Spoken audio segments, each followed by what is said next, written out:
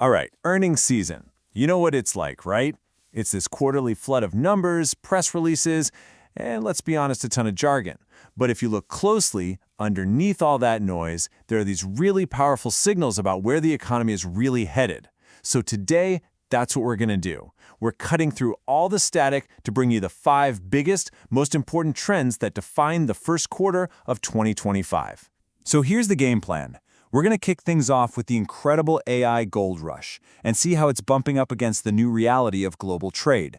Then, we'll dive into how those two massive forces are creating this split-screen economy for all of us, for consumers. From there, we'll zoom right into a high-stakes battle raging in healthcare, before wrapping up with the playbook corporations are using to, well, survive in this pretty complicated world. Okay, let's dive right in. Our first trend. It's less of a trend and more like a rocket launch.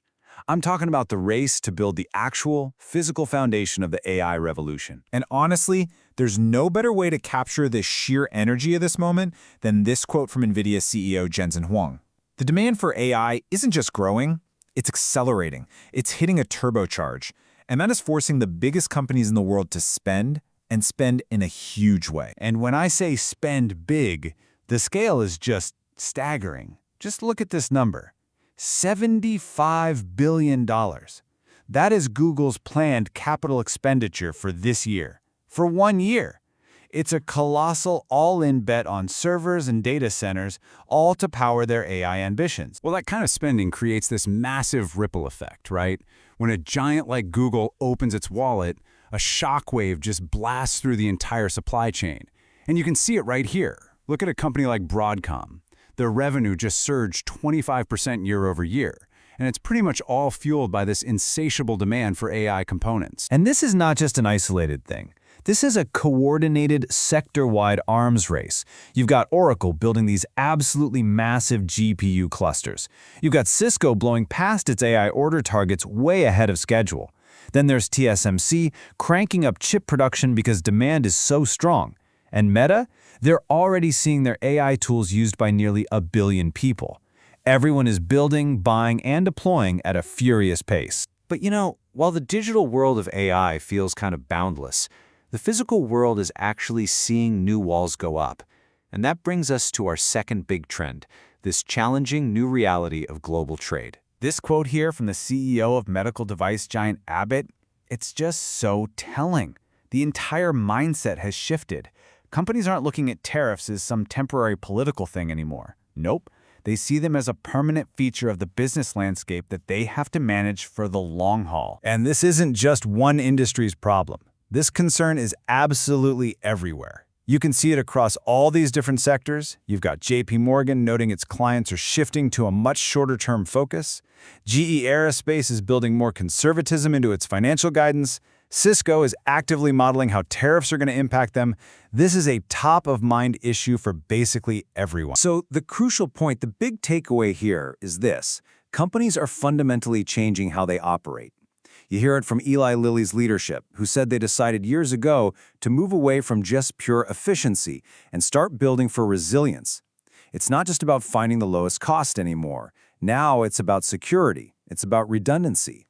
And just like Abbott's CEO said, it's about getting your manufacturing as close as you possibly can to your customers. Okay, so these massive global forces, all this AI innovation on one side, all this trade friction on the other, they're having a very real impact on household budgets. And that leads us straight to our third trend, a stark and growing divide in how we as consumers are behaving. I mean, you really can't get a clearer snapshot of the U.S. economy than this statement from the CEO of McDonald's. It's not one story out there, it's two. High-income folks are still spending, but low-income consumers, they're pulling back sharply. And, as he pointed out, that pressure's now starting to creep up into middle-income families too. And you can see this split so clearly in the data. On one side, you have Bank of America reporting that the account balances for their high-income clients are up a healthy 5%. But then on the other side, you hear executives from companies like McDonald's, all the way to PPG, talking about how low and middle-income families are really getting weighed down by the cumulative hit of inflation. So let's drill down into one of the most dynamic sectors right now, healthcare. Because this is where all these forces, innovation, global supply chains, consumer costs, are all colliding in a huge battle for a multi-billion-dollar market. So the war for the obesity drug market is really playing out in 3 acts. Act 1, companies like Eli Lilly and Novo Nordisk create these absolute breakthrough medications. Act 2, they launch an all-out war for market share, for doctors, for patients. But Act 3, that's the trickiest.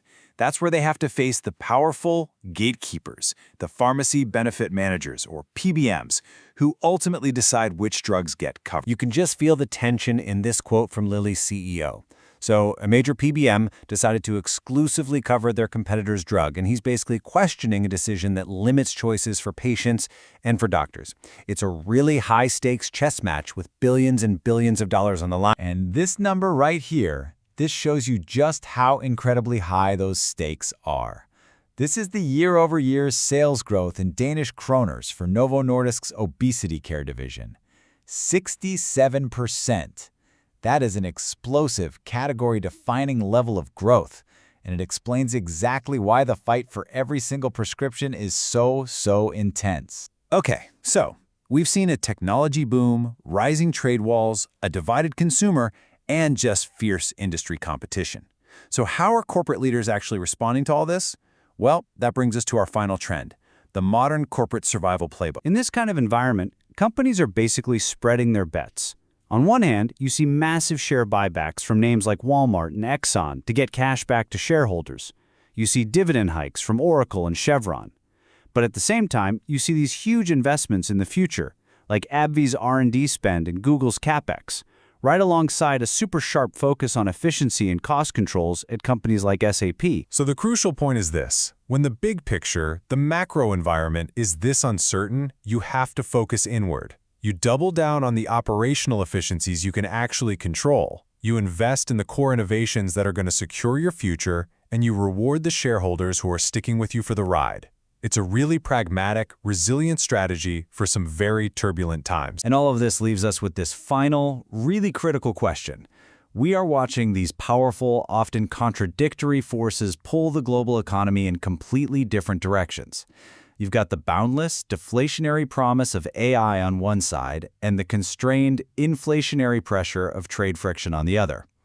How these two forces balance out, how they resolve themselves, that is going to be the story that defines our economy for years to come.